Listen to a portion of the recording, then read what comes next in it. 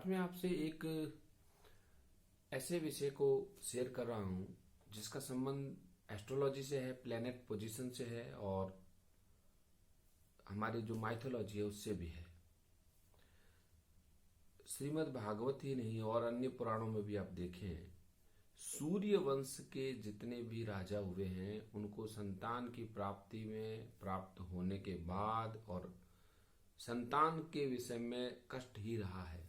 सूर्य वंश के हमारे सबसे बड़े भगवान श्री राम, तो किस प्रकार से लव और कुश का जन्म होना, इसके पीछे आप दशरथ जी का देखिए।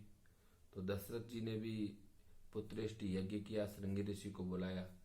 इसके पीछे भी आप राजा रघु तक जाएंगे या आप खटवांग जी तक जाएंगे, दीर्घबाहु को देखिए, महाराज को। सूर्य वंश में बाद में भी जो 1500 साल पहले हुए हैं सूर्यवंशी, संतान को लेकर के, संतान की उत्पत्ति को लेके, संतान के सुख को लेके तकलीफ रही है। और मैंने ऐसी बहुत सी जन्म कुंडली देखी है कि जिनके लग्न में सूर्य है या सिंह लग्न है या सूर्य का संतान भाव से संबंध हो रहा है, तो वहां पे संतान सुख में तकलीफ देखी गई है। अब आपको इसके पीछे का लॉजिक देखिए कि सूर्य जो ग्रह है, प्लेनेट है, इनके खुद की संतान कौन है? शनि। तो सूर्य और शनि के बीच में एक प्रेम होने के बावजूद भी पिता पुत्र का किस प्रकार से दूरी है, दोनों एक दूसरे से बहुत दूर है और कष्टप्रद है यह रिश्ता।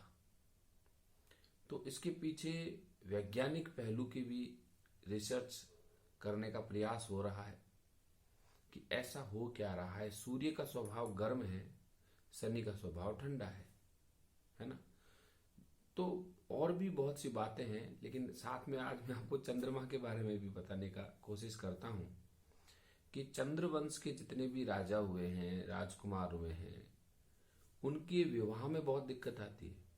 तो जन्म कुंडली में चंद्रमा की स्थिति है, भगवान श्री कृष्ण हैं, उनके सभी विवाह में युद्ध हुआ है, लड़ाई हुए है, झगड़े हुए हैं। भगवान श्री कृष्ण के जो बच्चे हैं, इनके विवाह में भी तकलीफ रही है।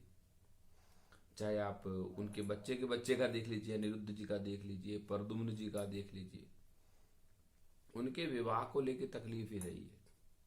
और अब इसके पीछे और आप राजा ययाति में चले जाइए, विवाह का वक्त था वसुदेव जी का, और उसी वक्त में वो जो प्रेम है वो दुश्मनी में बदल जाता है और कंस जो है वह माता देवकी को कारागृह में डाल देता है। यह कब हुआ? विवाह के अवसर पर हुआ। तो चंद्रवंश, मून की पोजीशन कैसी भी हो, लेकिन अगर मून जन्म कुंडली में विवाह भाव से संबंधित है और आप चंद्रवंशियों में आ रहे हैं तो विवाह में दिक्कत हो ही जाती है। इसका कारण आप चंद्र ग्रह को पकड़िए कि उनके कहते हैं कि वो रोहिणी आदि के पति हैं, बहुत सी उनकी रानियां हैं, और दक्ष प्रजापति ने अपनी पत्नियों के साथ भेदभाव करने की वजह से ही चंद्रमा को श्राप दे दिया था, जिससे उनको क्षय रोग हो गया था। और फिर उन्होंने प्रभास क्षेत्र में सोमनाथ में तपस्या की और भगवान शिव ने उनको सिर के ऊपर धारण किया। तो आप यूं देखिए कि चंद्रमा विवाह से संबंधित हो रहा है और सूर्य संतान से संबंधित हो रहा है। हालांकि जो प्रबुद्ध ज्योतिष हैं, गुरुजन लोग हैं, वे सब लोग ज्योतिष में बृहस्पति को भी संतान के लिए देखते हैं, 5th हाउस को भी देखते हैं, वो चीजें यथावत है। लेकिन ये दो चीजें भी जो मेरे अनुभव में आई, मैंने आज आपसे शेयर की। धन्यवाद। फिर आगे और सीखने की कोशिश करेंगे। Thank you.